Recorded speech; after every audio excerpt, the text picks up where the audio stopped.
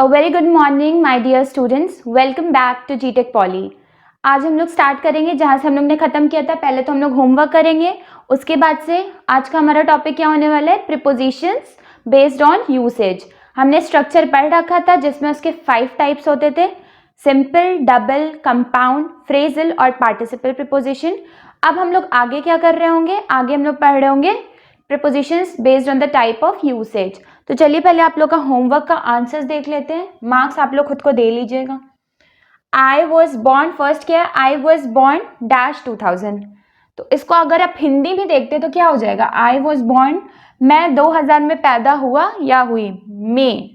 तो I was born, में की हिंदी क्या होती है, इन। आई वॉज बॉर्न इन 2000, ठीक है। ये अगर आपने सही किया तो +1, गलत किया तो 0।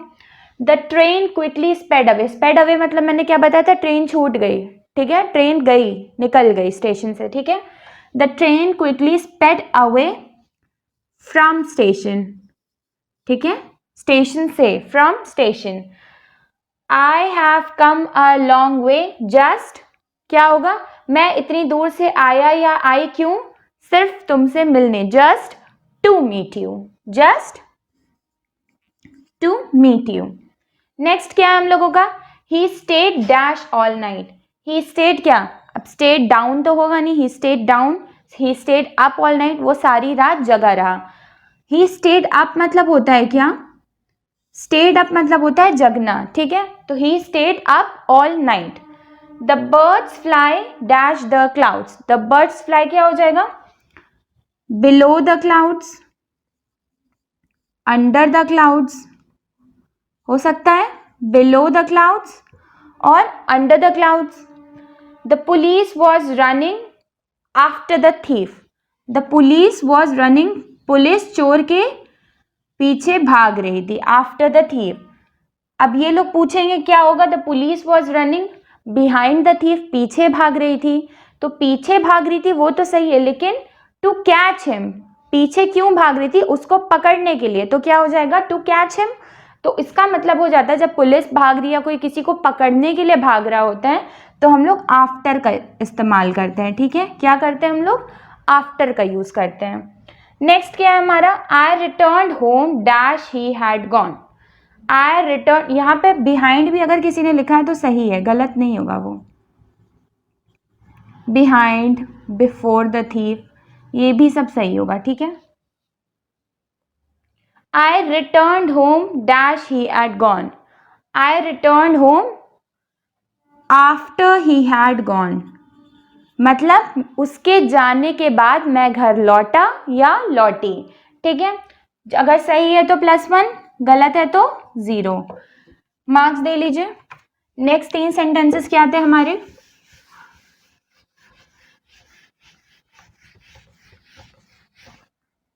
नेक्स्ट 3 थे हमारे क्या,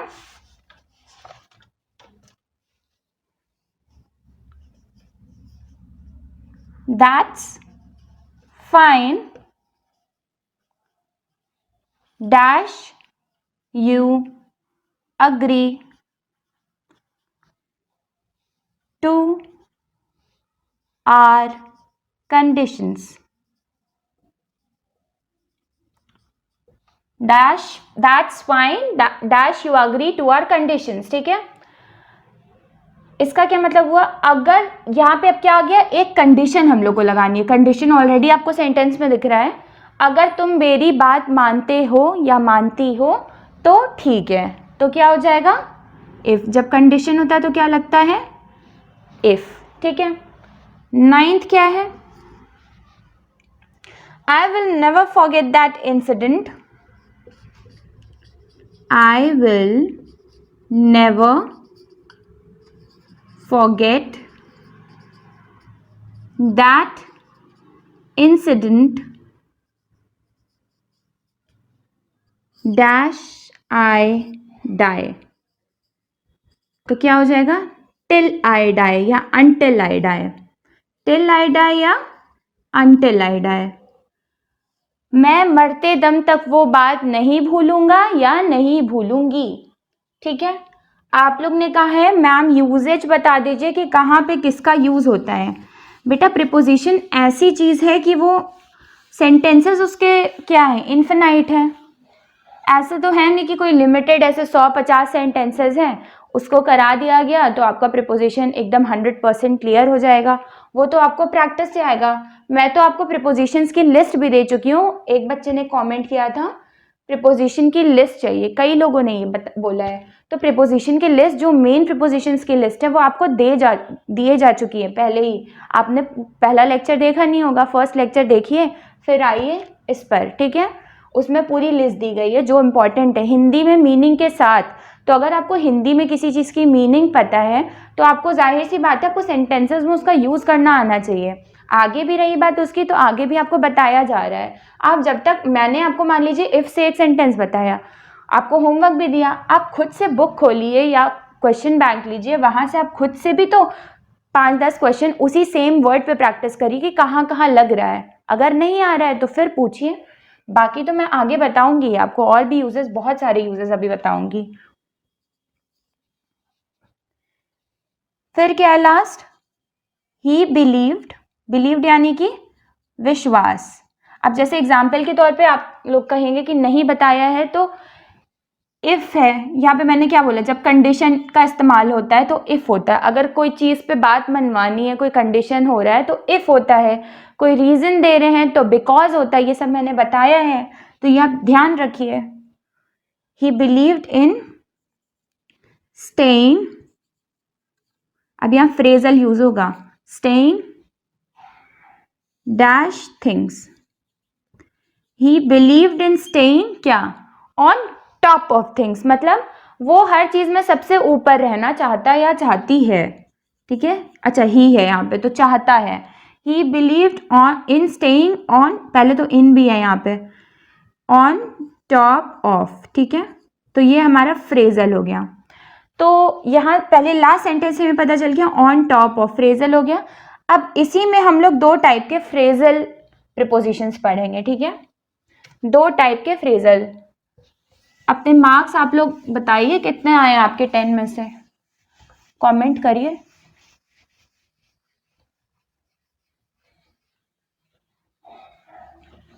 तो चलिए, जहाँ पे हमने सेंटेंस अपना होमवर्क में ख़त्म किया है, हम लोग वहीं से स्टार्ट कर देते हैं। क्या होगा, अब फ्रेजल प्रिपोजिशन भी जो होता है, फ्रेजल प्रिपोजिशन भी जो होता है,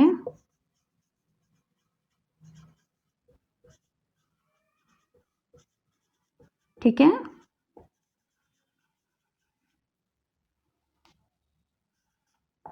वो 2 पार्ट्स में डिवाइड हो सकते हैं,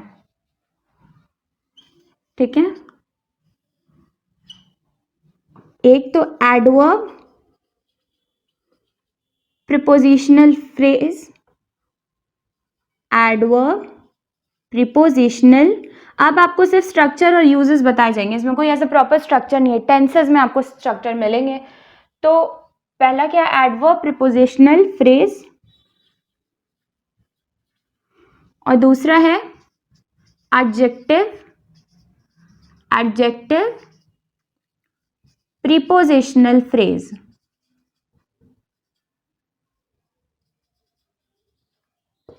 ठीक है, एडवर्ब प्रीपोजिशनल फ्रेज यानी कि कल मैंने बताया था adverb plus preposition, verb plus ING, participle, वही सारी इसमें आ जाएंगी एडवर्ब प्रीपोजिशनल फ्रेज में। एडजेक्टिव प्रीपोजिशनल फ्रेज यानी कि जब कोई भी हम लोग प्रीपोजिशन लिख रहे हैं जिसमें वो चीज डिफाइन भी हो रही है, नाउन के बारे में या प्रीपोजिशन के बारे में भी वो चीज डिफाइन हो रही होती है, ठीक है, तब हम लोग क्या यूज करते हैं, adjective prepositional phrase. Past year questions के अकॉर्डिंग अगर हम लोग चलें तो पहले तो होता है, एक एग्जांपल आप लोग ले लीजिए, the books are out of stock for now, the books are out of stock for now. तो अब ये क्या हो गया, ये प्रीपोजिशनल फ्रेज है, सिंपल प्रीपोजिशनल फ्रेज है, उसी के अंडर में आपका एडजेक्टिव एडवर्ब आ जाएगा। The books are out of stock for now, out of, ठीक है, आउट ऑफ क्या है हमारा, प्रीपोजिशन है, प्रीपोजिशन है, ठीक है। और स्टॉक क्या है हमारा, नाउन, ठीक है। बुक्स अभी के लिए स्टॉक आउट हो चुकी हैं, ठीक है, आउट ऑफ स्टॉक हो चुकी हैं। ये हमारा एग्जाम्पल हो गया। सेकेंड एग्जाम्पल हम क्या देख सकते हैं, reach at Ajay's, reach at Ajay's place on time, ठीक है, reach at Ajay's place on time. तो ये अगर पूरा ऑन टाइम हम लोग करेंगे अंडरलाइन, तो क्या हो गया, ये प्रीपोजिशनल फ्रेज हो गया। क्यों, एक से ज्यादा वर्ड है, तो टाइम क्या है, नाउन है, ऑन क्या है, प्रीपोजिशन है, ठीक है, नोट कर लीजिए।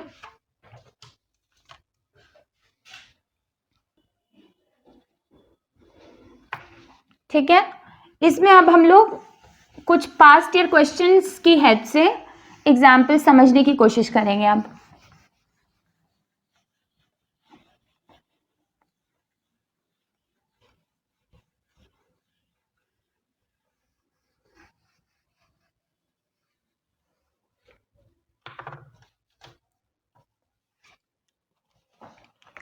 पहला है हमारा, the car with the red paint is my sisters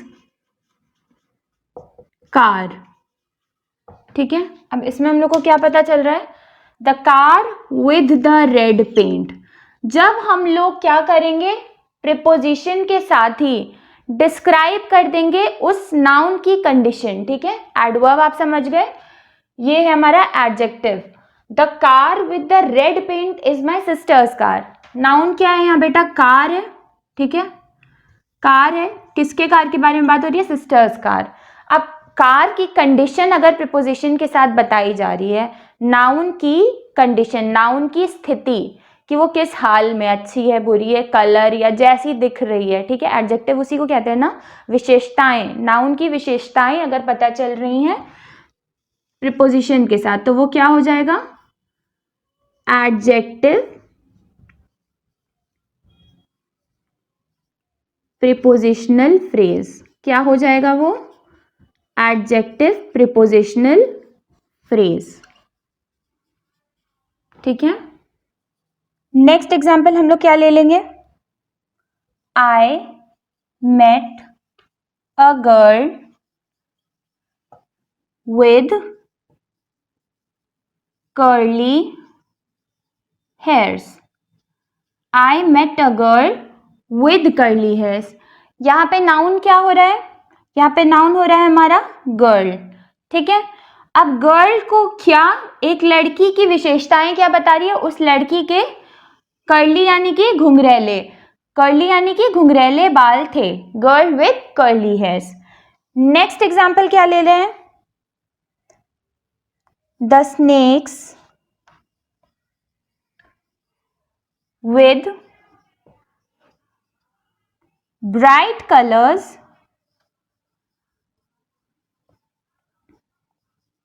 are usually poisonous, ठीक है। इसका क्या मतलब हुआ, स्नेक्स, यहाँ पे द स्नेक्स, स्नेक्स हमारा नाउन हो गया, ब्राइट कलर्स। अब यहाँ पे स्नेक्स की क्या बता रही है, एडजेक्टिव है ये, ब्राइट कलर्स, ठीक है, with bright colours are usually poisonous, poisonous यानी कि जहरीले, ठीक है, नोट कर लीजिए, हो गया।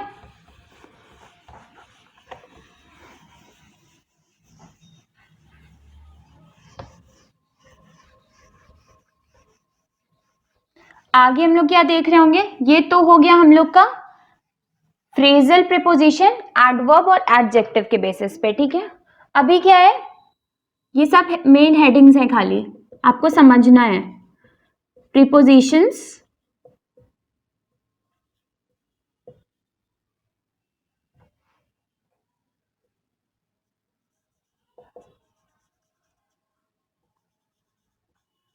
ऑन बेसिस ऑफ यूज, ठीक है, usage.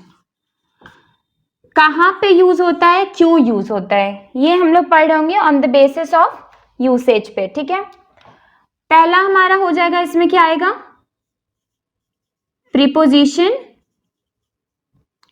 Of time.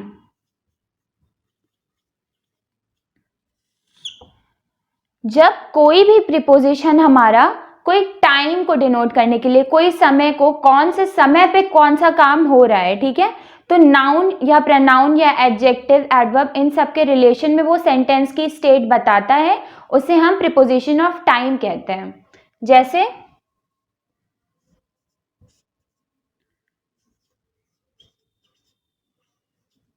She lived in London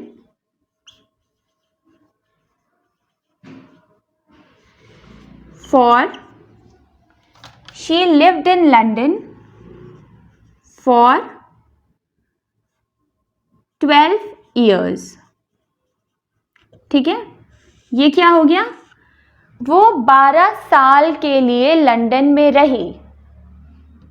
दूसरा क्या हो जाएगा, अब यही हम लोग लिख सकते हैं क्या, she lives in London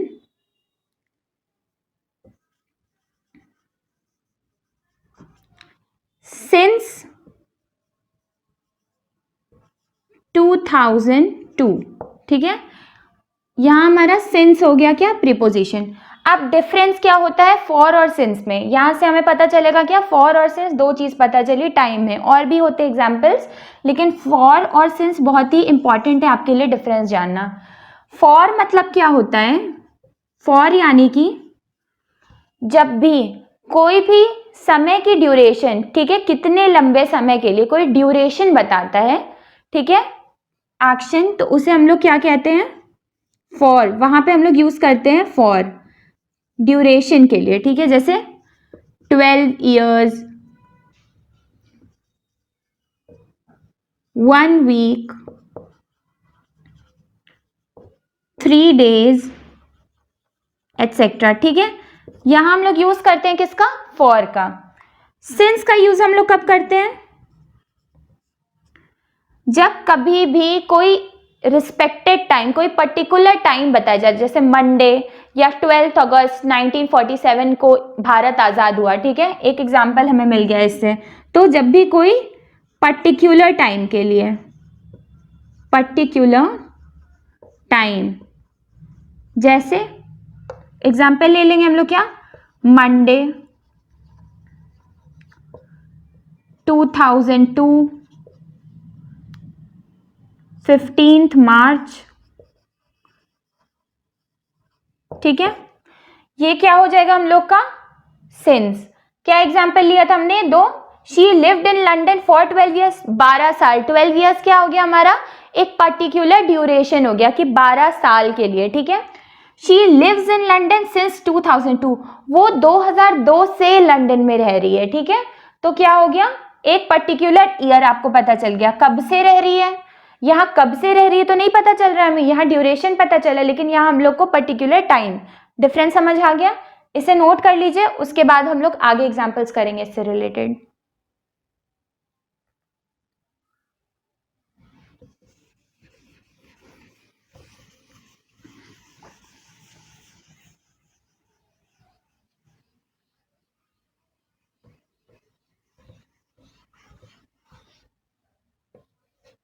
अब पहले सेंस और फॉर से हम लोग कुछ एग्जांपल्स देख लेते हैं। She started going to school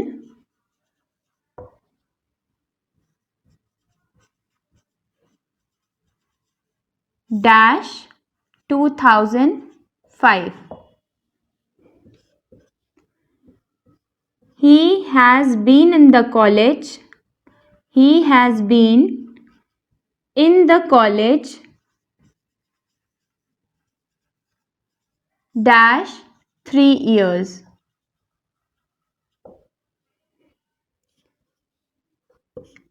India is independent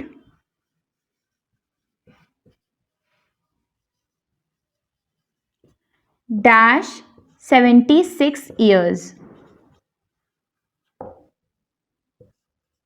India got independence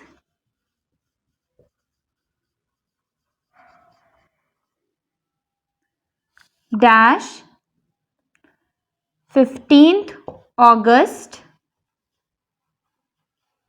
1947. फटाफट से नोट कर लीजिए।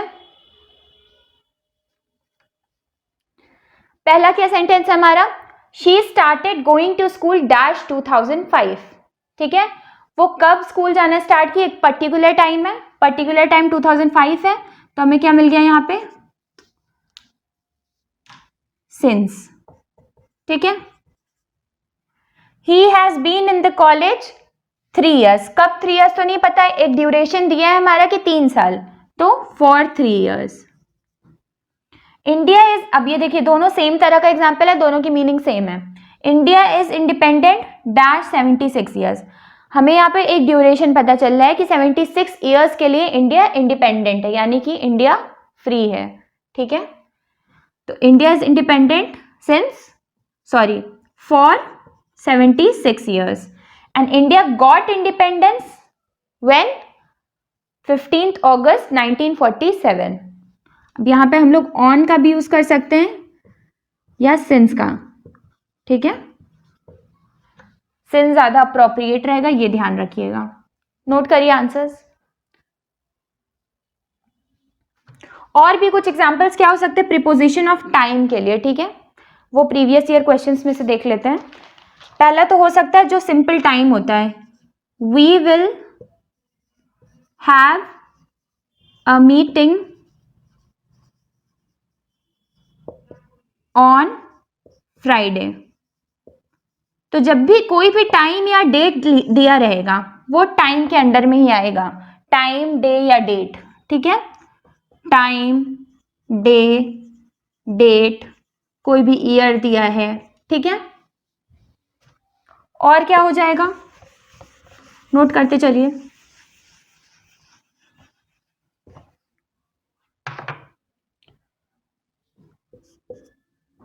Please come after some time. तो यहां भी क्या है, थोड़ा टाइम मांग रहा है, जो भी बोल रहा है कि थोड़ी देर बाद आने को, वो भी क्या समय मांग रहा है, तो टाइम से रिलेटेड है, आफ्टर सम टाइम। ठीक है, रीच होम डैश 5 PM। 5 बजे से पहले घर पहुंच जाना, बिफोर 5 PM। ठीक है, नोट कर लीजिए।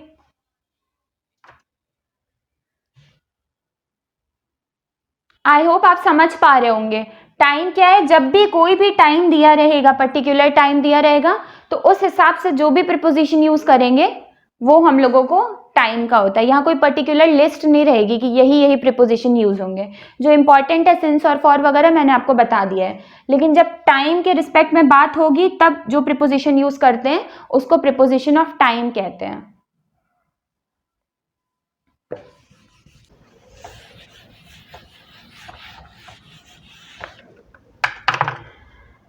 नेक्स्ट हमारा क्या आ रहा होगा, preposition of place. Preposition of place, हमें इसमें इसके नाम से पता है, कोई भी प्रीपोजिशन जो किसी जगह की, जो हम लोग यूज किए हैं प्रीपोजिशन, मैंने बताया आपको, ऑब्जेक्ट का मीनिंग बताते हैं कहाँ पे वो ऑब्जेक्ट प्लेस है। तो इसमें तो हम लोग ने एग्जाम्पल कर लिया है, आप इसके definition, prepositions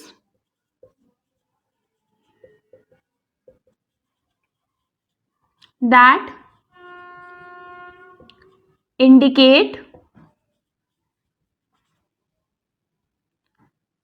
place, position of an object। ठीक है। प्रीपोजिशन। अब इसमें कुछ नए हम लोग एग्जाम्पल्स क्या कर रहे होंगे? The horse jumped dash the fence. Fence क्या होता है? फेंस एक नाउन है, हॉर्स एक नाउन है। हॉर्स की positioning with respect to fence, ठीक है। फेंस क्या होता है? वो जो घरों में या जहाँ पे घोड़े बांधे जाते हैं या जहाँ पे गाय वगैरह रहती है वहाँ पे फेंस होती है ना, वो लकड़ी का कोई चीज लगा रहता है, एक के बाद एक के बाद एक उसको बांधा जाता है, उसको हम लोग क्या कहते हैं? फेंस कहते हैं, ठीक है। बाउंड्री, जैसे लकड़ियों का या रॉड्स का इस्तेमाल करके एक फेंसिंग की जाती है, बाउंड्री, ठीक है। तो horse jump over the fence, ठीक है। फेंस, अब ओवर मतलब फेंस को उसने कूद कर जंप करके क्रॉस कर लिया, ठीक है। तो यहाँ पे हम लोग क्या यूज कर लेंगे? ओवर। ओवर भी एक प्रीपोजिशन है। नेक्स्ट क्या है हमारा? नेक्स्ट है हमारा Ram is sitting. Ram is sitting between Rahul and Ajay. Ram कहाँ बैठा है? राम की पोजीशन कहाँ है? बिटवीन, ठीक है, बीच में है, ठीक है। नोट करते चलिए आप लोग एग्जाम्पल्स। एक और एग्जाम्पल ले लीजिए आप लोग। She is hiding behind the door. वो दरवाजे के पीछे छुपी है, बिहाइंड, ठीक है। ये सारे एग्जाम्पल्स हो जाएंगे आपके किसके? Preposition of place. प्लेस का हम लोग ने पहले भी पढ़ रखा है, कोई भी चीज की position. The cat is on the mat, ये भी क्या था? प्रीपोजिशन ऑफ प्लेस था। क्या था? प्रीपोजिशन ऑफ प्लेस था। नोट करिए।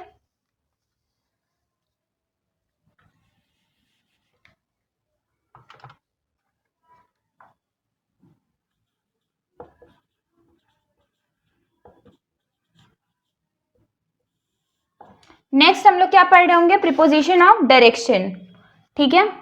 अब प्रीपोजिशन ऑफ प्लेस और प्रीपोजिशन ऑफ डायरेक्शन में डिफरेंस क्या होता है? नोट कर चुके हैं आप लोग?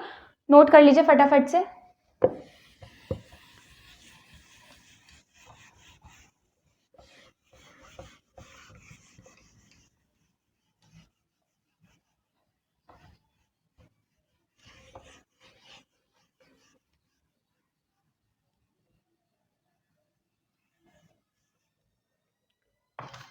प्रीपोजिशन ऑफ डायरेक्शन क्या बताता है हमें? जैसे कि प्रीपोजिशन ऑफ प्लेस कोई भी चीजों का, कोई भी ऑब्जेक्ट या कोई भी पर्सन का क्या बताता है? पोजीशन बताता है। वैसे डायरेक्शन मतलब क्या हो जाता है कि किस चीज की तरफ। जैसे इन मतलब क्या था? एक प्लेस हो गया कि यहां पर रखा है। इनसाइड मतलब क्या हो गया? उसकी तरफ, ठीक है। तो जिस डायरेक्शन में बताता है उसको हम लोग क्या कहते हैं? Preposition of direction. एग्जाम्पल क्या आ जाएगा इसमें? ही lives across the street, but he lives across the street। अब यहां across का मतलब क्या होता है? उस पार। क्या होता है? उस पार। वो सड़क के उस पार रहता है, ठीक है। तो ये क्या हो गया हमारा? प्रीपोजिशन ऑफ डायरेक्शन हो गया।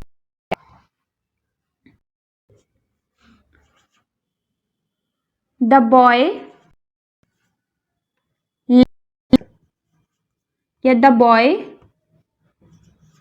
goes to school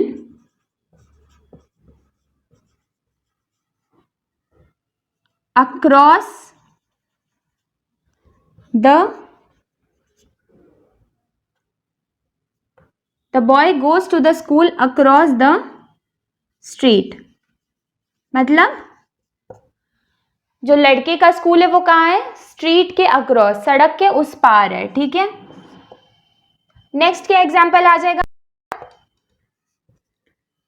the boy dived into the. अब एक तो इन मतलब क्या हो जाता है? कोई चीज की पोजिशनिंग बता दे कि यहाँ पे ये चीज रखी है, खड़ी है। डाइव्ड मतलब डाइव्ड मतलब होता है गोता लगा, छलांग मार देना अंदर, तो into two save his dog. ठीक है, the boy dived into two save his dog. तो इनटू क्या हो गया, अब रिवर के अंदर एक डायरेक्शन बता दिया।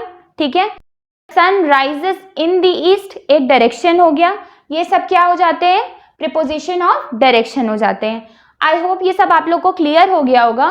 3 चीजें 4 चीजें जो मैंने पढ़ाई है, पहली चीज तो हम लोग ने स्टार्टिंग में पढ़ी थी क्या, प्रीपोजिशनल फ्रेज। ठीक है, प्रीपोजिशनल फ्रेज, ठीक है, या फ्रेजल प्रीपोजिशंस। उसमें क्या आ रहा था, पहला तो आ रहा था हमारा एडजेक्टिव के बेसिस पे, दूसरा आ रहा था हमारा एडवर्ब के बेसिस पे। एडवर्ब के बेसिस पे कोई नाउन से रिलेशन रहता है, एडजेक्टिव के बेसिस को भी वो डिस्क्राइब करता है, मतलब नाउन की भी विशेषताएं बताता है। नेक्स्ट हम लोग ने क्या पढ़ा था, preposition of time. Preposition of time क्या था, कोई भी पर्टिकुलर डेट या टाइम या मंथ, कोई भी पर्टिकुलर है उसको पढ़ा। फिर फॉर और सिंस में हमने डिफरेंस देखा कि फॉर और सिंस में हमारा डिफरेंस हो रहा होगा। उसके बाद हम लोग ने preposition of direction, preposition of place देखा, ऑब्जेक्ट है तो उसकी पोजिशनिंग क्या होगी, ये हमारा प्रीपोजिशन ऑफ प्लेस होता है। अब प्रीपोजिशन ऑफ डायरेक्शन है तो उसमें वो किस तरफ, वो डायरेक्शन कहाँ जा रही है, उसकी दिशा क्या है, ये हम लोग का प्रीपोजिशन ऑफ डायरेक्शन में था।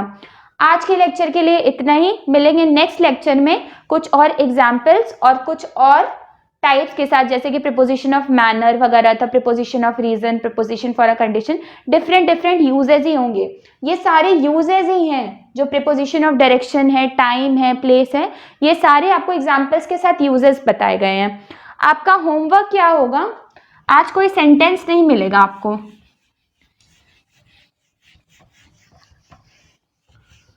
आज के लिए आपका होमवर्क ये होगा कि मैं आपको कुछ वर्ड्स दे रही हूं, आपको जैसे प्रैक्टिस करनी थी, मैं आपको कुछ वर्ड्स दे रही हूँ, प्रीपोजिशन की लिस्ट भी आपको मिल जाएगी, उसका मतलब आपको पता ही है। आप उससे कम से कम 3 और 5 सेंटेंस बना ले रहे तो बहुत अच्छी बात है। इंग्लिश में खुद से प्रैक्टिस करिए, 3 से 5 सेंटेंसेस आप उन वर्ड्स से बनाइए। जैसे नोट करते जाइए, behind, across, inside, into, between, beneath,